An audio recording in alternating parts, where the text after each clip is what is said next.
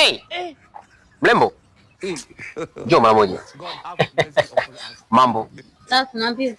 Kama kawaida naitwa Mr. Mapembe. Ndodoni mtaa.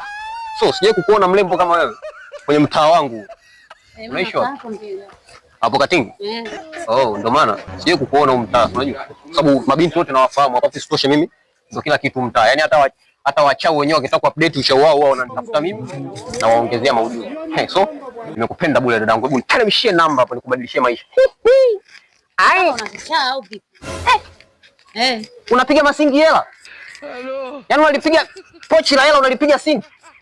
Yaani mimi nakupa jambo huko unajua unanitia jambo la maana unanitia upuzi kama huo. Yaani unataka mimi na mapembe yako haya? Haya sio mapembe.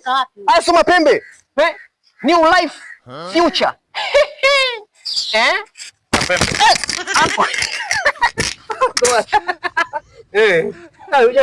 Nilikuwa huyu dada namuelekeza hapa amejamba sasa. Wewe umejamba sio vizuri. Wewe una simu nini wewe? Nani kajamba? Wewe si umejamba sasa hivi hapa. Wewe utakuwa unaugua wewe. Mapembe sikiliza. Sikiliza Mapembe. Hivi Mapembe nimekutuma saa ngapi? Mpaka sasa hivi hujarudi nyumbani. Upo unatongoza. Hivi Mapembe utakuwa lini Mapembe Mapembe una akili wewe?